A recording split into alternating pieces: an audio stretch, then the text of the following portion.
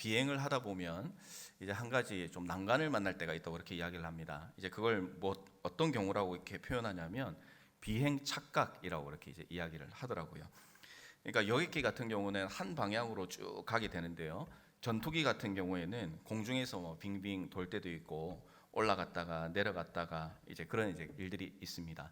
근데 이제 그렇게 하다 보면 하늘도 파랗고 그리고 때로는 바다도 파랗고 그러다 보니까 분명히 처음에는 어디가 하늘이고 어디가 바다인지를 구분하는데 어느 시점이 되면은 이게 하늘인지 바다인지 구분을 못하는 그런 이제 순간이 온다는 거죠. 그래서 이제 그걸 비행 착각이라고 하는데요. 근데 이제 이게 문제가 무엇이냐면 착각하게 되면 이게 지금 올라가야 되는지 내려가야 되는지 사람의 육안으로는 이것을 확인할 방법이 없다고 그럽니다. 그런데 유일하게 비행기가 똑바른 궤도로 가기 위해서 할 수 있는 유일한 방법이 무엇이냐 이렇게 이제 보니까 그것은 바로 이 비행기 안에 있는 계기판을 보게 되면 지금 내가 위에 있는지 밑으로 가게 되는지 이것을 알게 되고 깨닫게 된다는 그런 이야기가 되겠죠. 그래서 비행 착각이 일어날 때는 자신을 믿으면 안 됩니다. 살기 위해서는 눈앞에 있는 그 비행기의 계기판을 봐야지만 살아날 수가 있는 것이죠. 이 말씀을 드리는 이유 가운데 하나가 무엇이냐면 우리의 삶도 또 우리의 인생도 그럴 때가 참 많이 있지만 그러나 오늘 우리가 살아가는 그 삶 가운데 우리의 신앙 착각에 빠져 있는 경우가 참 많다라는 그런 생각이 들기 때문에 그렇습니다. 비행기가 같은 고도에서 비행을 하고 있어도 조종사가 비행 착각에 빠지면 다르게 느껴지는 것처럼 우리의 신앙생활도 분명히 내 생각과 내 마음과 내 감정은 또 내 지식은 지금 하나님의 말씀대로 내가 올바르고 제대로 해나가고 있다라고 나는 그렇게 생각을 하는데 정말 하나님 앞에서 내가 정말로 하나님 앞에 진실되게 그리고 올바른 방향으로 주님이 기뻐하시는 방향으로 나아가고 있는가라는 것은 내 감정이나 내 생각으로 평가받을 수 있는 게 아니라는 것이죠. 오직 누구를 통해서만 분명히 평가를 받을 수 있냐면 바로 하나님을 통해서 하나님 앞에서 우리 자신을 돌아볼 때 내 신앙생활이 지금 어떤 것인가 내가 하나님 마음에 합당한 삶을 살아가고 있는가 하는 것이 분명하게 판별이 된다라는 사실입니다. 오늘 우리가 이제 이 말씀을 잠시 읽었지만 이 말씀의 상황 가운데 정말 이런저런 상황들이 앞에서 많이 펼쳐지고 있습니다. 다 설명을 이제 드릴 수는 없지만 이 헤롯 왕을 비롯한 이 복음의 대적자들이 교회를 막 절망 속에 빠뜨리려고 온갖 방법을 쓰고 그리고 방해를 합니다. 교회가 막 부흥하고 성장하려고 하는 그런 시점인데 사탄 마귀가 그걸 가만히 두고 있지를 못하는 거죠. 그래서 온갖 방법을 동원해서 교회를 핍박합니다. 그래서 그 말씀 앞에 보면 참 엄청난 사건들이 일어나는데요. 야고보가 순교하게 되는 그런 사건이 일어납니다. 그리고 오늘 말씀 가운데 잠시 나오지만 베드로도 이 복음의 사역을 감당하다가 감옥에 갇히게 됩니다. 이런 모습들을 보면 지도자들이 죽게 되죠. 감옥에 갇히죠. 핍박을 받죠. 예수님 믿는다고 하면 잡혀가죠. 뭐 이런 상황 가운데서 예수님 믿는다고 공개적으로 말하는 것도 힘들 뿐만 아니라 이제는 예수님 믿고 살아가는 게 인생에 있어서 좋은 것이 아니라 예수님을 믿고 살아가는 것이 내 인생을 망치는 것이다 라는 그런 분위기와 생각을 가진 사람들이 많아지기를 시작했습니다. 그러니까 하나님 나라가 지금 눈앞에 완전히 끝장난 것처럼 느껴지는 그런 신앙의 착각을 일으키게 만들었다는 그런 이야기입니다. 그런데 하나님은 다 계획이 있으시죠. 그래서 교회와 함께 하시면서 힘을 주시고 또 그 과정 가운데서도 베드로를 살게 하시고 또 더 극적인 방법으로 대적자들을 멸하시고 교회의 힘과 또 부흥을 주시는 그런 내용들이 또 이 성경에는 많은 부분에서 우리에게 기록되고 힘을 주고 있습니다. 그래서 오늘 이 말씀을 우리가 잠시 살피면서 우리가 이 신앙 착각에 살아가는 사람이 아니라 하나님 앞에 올바른 신앙인으로 살아가기 위해서 우리가 무엇을 생각하고 어떤 삶을 살아야 할 것인가 하는 것을 말씀을 통해 잠시 살펴보기를 원합니다. 먼저 첫 번째로는요. 우리가 이 땅에 살아가면서 우리의 인생은 우리를 높이는 인생이 아니라 주님을 높이는 인생이 되어야 된다라는 사실을 우리가 결코 잊지 않아야 되겠습니다. 베드로가 하나님의 도우심으로 감옥에 갇혀있던 이 베드로가 탈옥을 하게 되었습니다. 그러니까 추록을 하게 되었던 것이죠. 이에 기도하던 성도들은 하나님께서 이런 놀라운 은혜를 주셨다라는 사실에 대해서 감사하고 감격을 했습니다. 그렇지만 그 베드로가 갇혀있던 감옥에는 그 시간에 완전 아수라장이 됐습니다. 날이 새면서 베드로가 이제 사라지게 된 걸 발견을 했습니다. 그 지키고 있던 군인들은 베드로가 도대체 어떻게 사라졌는지를 알 방법이 없었습니다. 철통같이 보안을 섰는데 어떻게 이런 일이 일어났는가, 그들은 정말 정신을 차릴 수가 없었을 것입니다.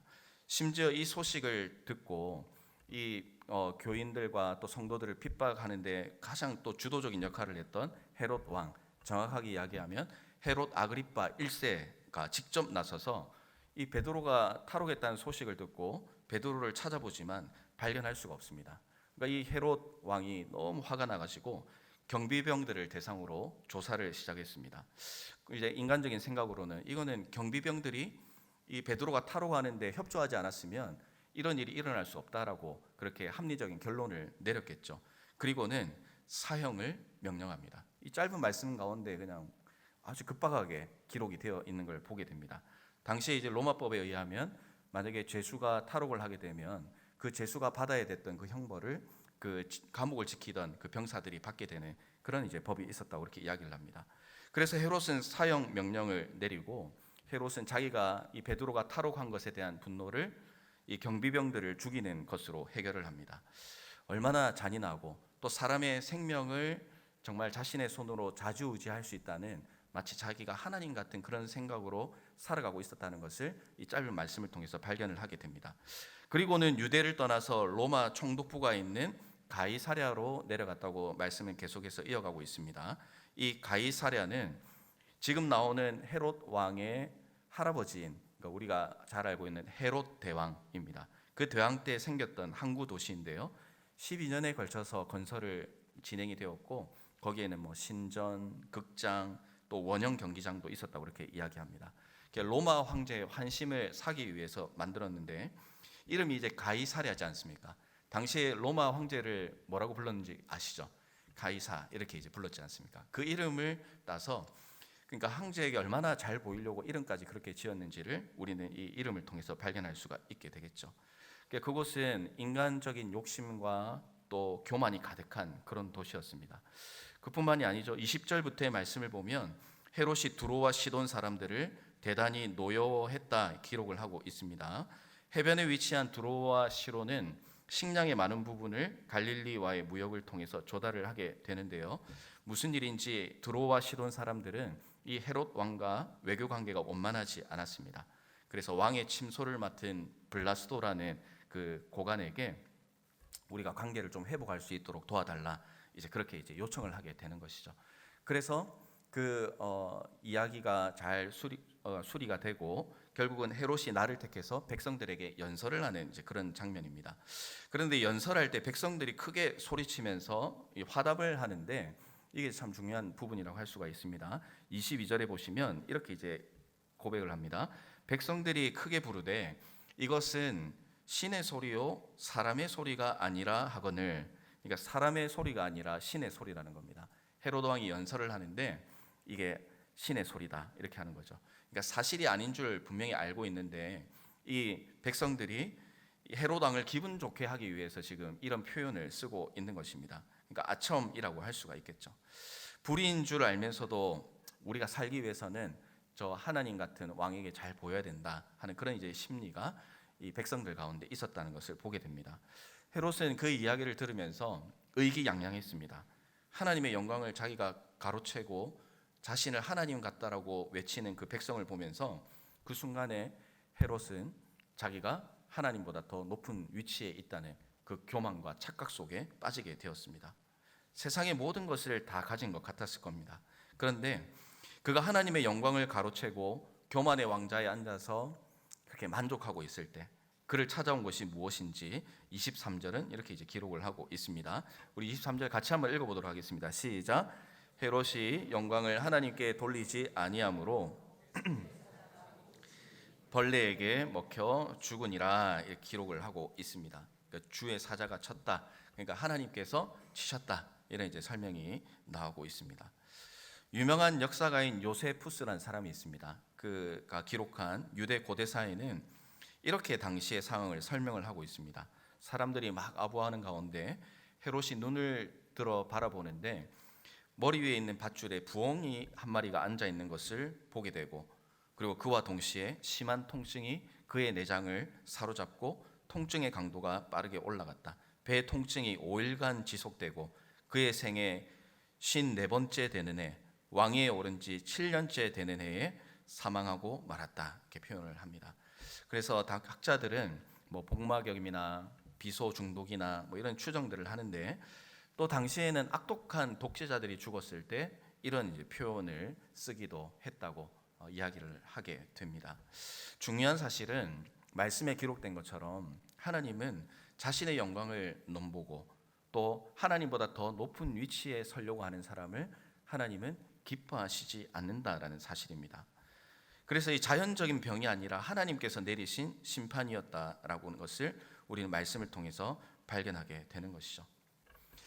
우리들도 신앙생활을 해나갈 때 참 이런저런 경우에 처하게 되는 그런 순간들이 있지만, 그러나 이 말씀을 보면서 우리가 한 번쯤 생각해 보아야 되는 것이 무엇이냐면, 우리가 하나님의 자녀로 살아가면서 어떤 좋은 결과가 있고 또 어떤 좋은 상황에 있을 때 우리는 내 자신의 능력에 감탄하고 만족하는 그런 경우가 참 많이 있습니다.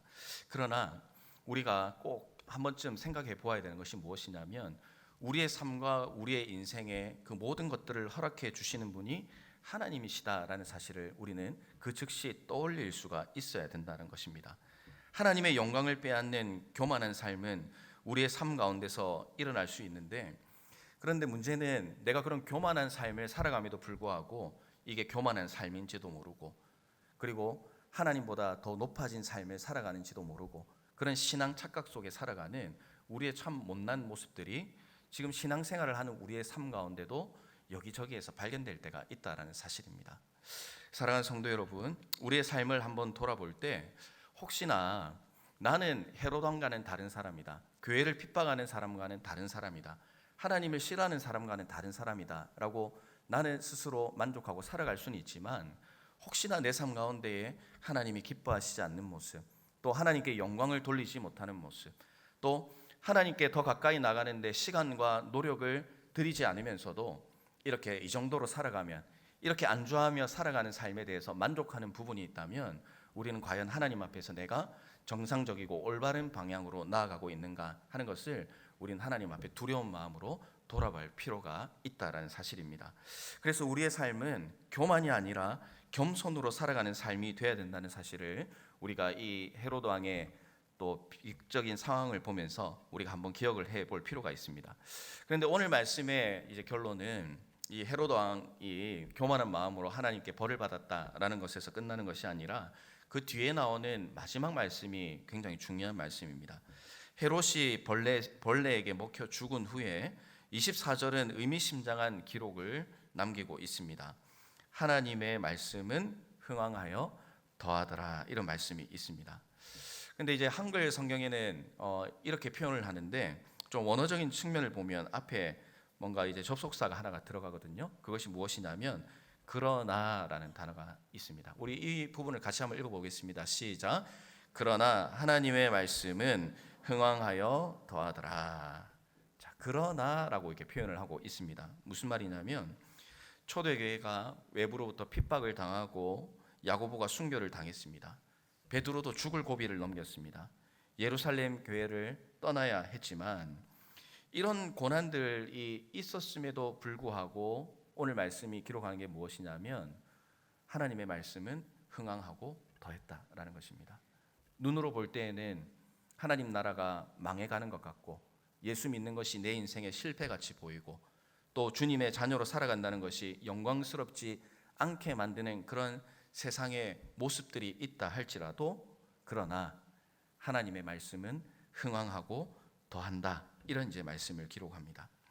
우리의 현실이 넉넉지 않아도, 또 내 생각과 계획과 다르다 할지라도 복음에 충실하고 우리에게 맡겨주신 그 사역을 감당해 나아갈 때, 사실은 우리의 그런 노력과 우리의 힘 때문에 하나님의 말씀이 흥왕하는 것이 아니라 하나님의 계획 때문에 하나님의 말씀은 흥왕하고 더해 간다라고 이렇게 말씀을 합니다. 말씀이 흥왕했다라는 것은 단순하게 초대교회가 숫자적으로 많이 부흥했다라는 것만을 의미하진 않을 것입니다. 고난과 박해가 있어도 목숨을 걸고 복음을 더 많은 사람들에게 증거했다는 그런 의미를 담고 있습니다. 그래서 베드로전서 4장 13절은 이렇게 기록합니다. 오히려 너희가 그리스도의 고난에 참여하는 것으로 즐거워하라. 이는 그의 영광을 나타내실 때에 너희로 즐거워하고 기뻐하게 하려 함이라. 아멘. 순교가 일어나고 하나님 말씀으로 살면서 감옥에 갇히는 그런 순간이 있다 하더라도, 그러나 하나님의 말씀은 흥황하고 더할 것이다 라는 그 믿음이 우리 가운데 있다면, 우리 눈앞에 있는 상황과 환경 때문에 힘들어하고 두려워할 이유가 없다라는 것입니다. 복음의 능력을 경험하면 세상의 위협과 핍박은 더 이상 두려운 것이 아닙니다. 이 말씀이 흥황하고 더해가는 그런 삶 가운데 오늘 읽진 않았지만 그 뒤에 25절에 보면 초대교회가 한층 더 성장된 모습을 보여줍니다.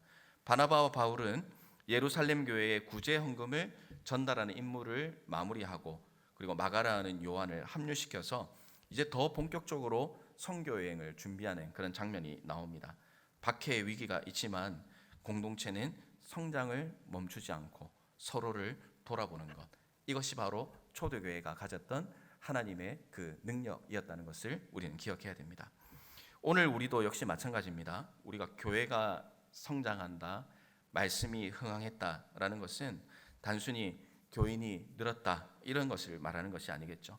그럼 어떤 것이겠습니까?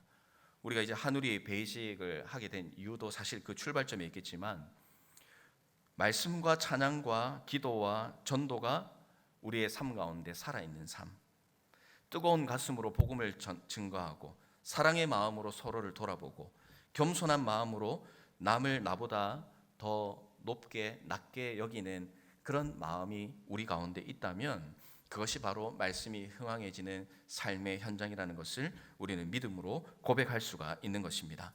우리는 진정으로 우리 자신이 말씀으로 흥황해지고 더해지는 삶을 살고 있는지 돌아볼 필요가 있습니다.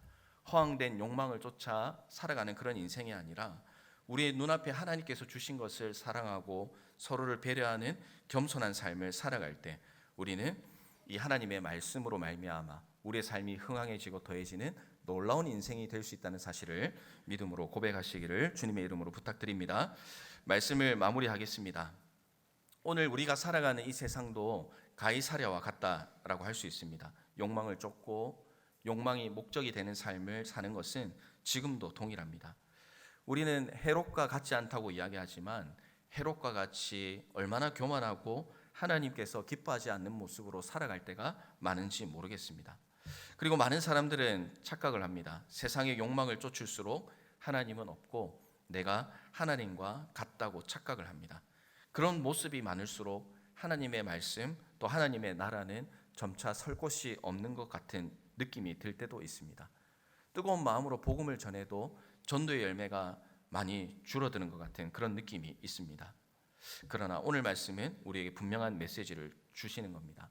하나님의 말씀은 악인이 득세해 보이고 믿는 자들이 감옥에 가고 복음을 전할 기회조차 박탈당하는 그런 암울한 순간이라 할지라도, 그러나 하나님의 말씀은 반드시 흥황하고 더해진다라고 기록합니다. 우리와 상관없이 하나님의 계획 가운데 말씀이 흥황한다면 이제 우리는 하나님의 자녀로서 선택을 해야 됩니다. 하나님의 말씀이 나의 삶에도 흥황해지고 더해지기를 사모해야 됩니다. 이 욕망의 도시와 욕망 가운데 살아가는 이 시대이지만 비참하게 죽었던 그 헤롯의 끔찍한 모습을 보면서, 하나님, 저는 교만한 인생 아니라 이 하나님의 계기판을 늘 주시하고 바라보고 하나님 앞에서 올바른 방향으로 주님이 기뻐하시는 올바른 길로 걸어갈 수 있는 그 믿음의 삶, 말씀이 되어지고 말씀으로 충만한 삶을 살게 하여 주시옵소서. 이 복음을 증거하는 것이 내 인생의 가장 큰 기쁨의 순간이 되게 하시고, 주님을 찬양하고 주님께 기도하는 것이 내 삶의 가장 감격적이고 영광스러운 그 자리가 될 수 있도록 하나님 저와 함께 해주십시오. 그런 제가 되게 해주십시오. 주님의 계획 가운데 살며시 숟가락 하나 얹을 수 있는 그런 하나님의 자녀가 되게 해주십시오. 이런 고백으로 살아갈 때 이 세상이 주지 못하는 하늘의 영광과 기쁨이 우리의 삶 가운데 주어진다는 사실을 믿으시기를 바랍니다. 그래서 이 기도와 찬송과 또 전도와 또 주님을 향한 그 말씀을 통해서 말씀이 흥황해지는 기적과 더해지는 그 삶이 우리의 삶에 가득히 넘쳐서 이 시대에 정말 암울한 시대이지만 그러나 하나님의 말씀으로 흥황해지고 더해지는 삶을 살아가시는 우리 하늘교회 모든 성도님들 되시기를 주님의 이름으로 축복합니다. 이 시간 우리 함께 잠시 기도하고 또 예배를 마치고 또 베이직으로 가야 될 것 같습니다. 우리 시간